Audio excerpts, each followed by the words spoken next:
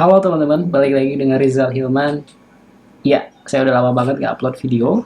Jadi kayaknya terakhir beberapa bulan lalu, so saya minta maaf karena ternyata perlu waktu dan konsistensi ya. Apalagi ketika recording dan editing itu cukup bahkan banyak waktu. Gitu. Makanya saya appreciate banget kalian yang konsisten untuk sharing pengalaman kalian. Gitu. Maka dari itu, karena saya nggak mau berhenti buat berbagi apa yang saya tahu ke teman-teman atau apa yang udah saya pernah lakukan, video ini akan singkat aja, tapi insya Allah tetap ada dagingnya, gitu, tetap ada uh, bobotnya lah untuk kalian yang memang lagi membutuhkan, gitu. Jadi saya mau cerita dulu ketika saya pertama kali lulus dari SMA, memang hanya pertama kali lulus SMA, sorry SMK maksudnya. Saya pernah ada di posisi saya bingung mau belajar apa. Saya bingung apa yang harus saya pelajari supaya saya bisa memiliki pekerjaan sesuai dengan yang saya inginkan gitu.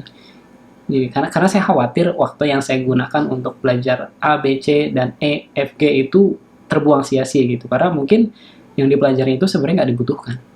Nah, karena kebingungan itulah, uh, saya pernah ikut sebuah program pesantren Android di sana. Jadi waktu itu saya punya cita-cita untuk bekerja sebagai seorang mobile engineer atau spesifiknya di Android ya gitu. Dan ketika itu guru saya ngajarin sebuah cara yang simple tapi powerful buat saya, menurut saya. Jadi waktu itu saya diminta untuk mencari lowongan-lowongan pekerjaan sebagai Android developer, lalu saya coba list skill apa aja yang mereka minta atau requirement-nya. Kemudian waktu itu saya diminta untuk nyari 5 sampai 10. Kemudian saya diminta untuk mencari item-item skill yang common, yang ada di kelima-limanya itu, yang paling sering muncul. Dan itu adalah jadi daftar yang harus saya pelajari. Gitu, dan dari situ terbukti sampai hari ini itu membantu gitu. Jadi saya punya arahan apa yang harus saya pelajarin. Kemudian ketika semua list itu sudah saya pelajarin, nextnya tinggal saya siapkan CV, siapkan portofolio, lalu saya coba apply ke pekerjaan tersebut gitu. Langsung aja kita buka jobstreet.co.id, salah satu website yang menyediakan lowongan-lowongan pekerjaan dan banyak juga lowongan di dunia teknologi gitu ya. Ini nggak disponsor by the way. Jadi ini pure saya mau sharing aja. Oke, kita langsung aja hands on teman-teman. Oke, di sini saya langsung buka jobstreet.co.id dan ini sudah versi Indonesia ya. Jadi harusnya pekerjaan-pekerjaan yang akan nanti ditampilkan, lowongan pekerjaan maksud saya adalah yang ada di Indonesia gitu. Jadi kita langsung masukin aja keywordnya. Berarti kan sebagai contoh saya ingin bekerja sebagai seorang iOS atau Android developer deh, Android developer. Nah, kemudian saya cari dan saya kumpulkan beberapa. Ya, ini dia. Jadi ada beberapa, saya bakal buka. Sepertinya ini boleh. Ini juga boleh. Ini juga ada.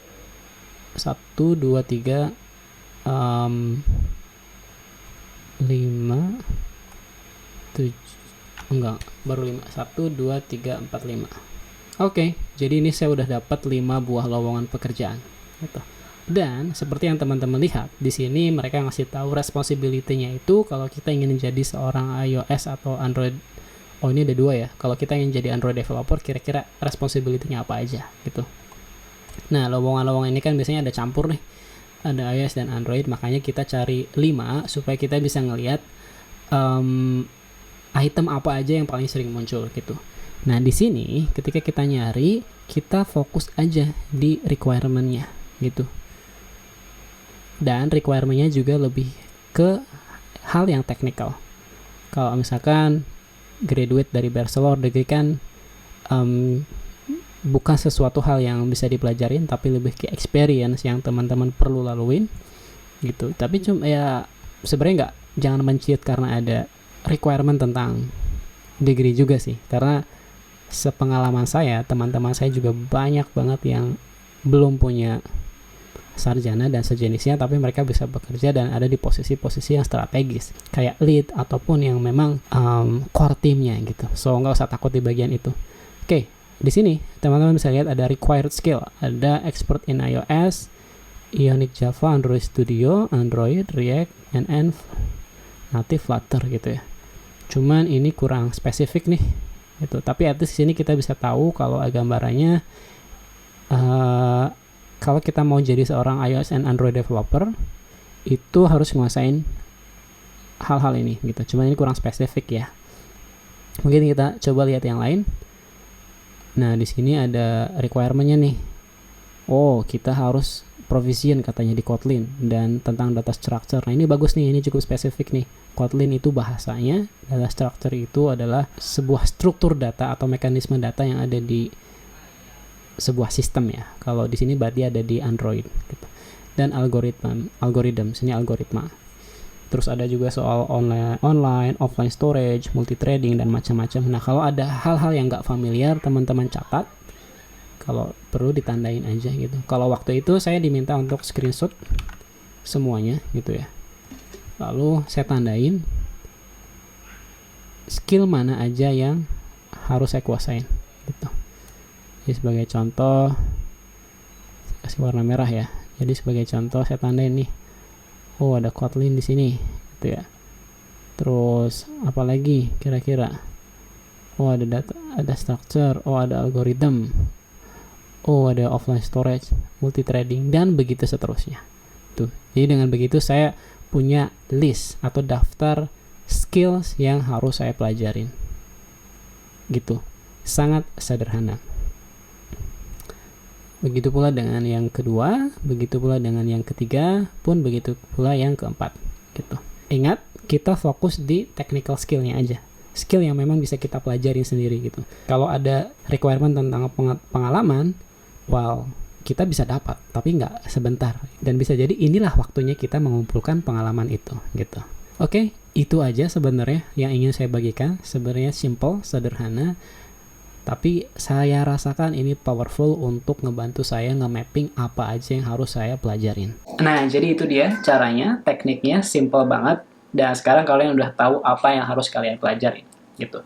Mungkin satu hal sebagai penutup yang ingin saya sampaikan adalah cara ini hanya bisa bekerja ketika kalian punya informasi atau kalian tahu kalian punya goal, kalian ingin jadi apa, atau bekerja sebagai apa.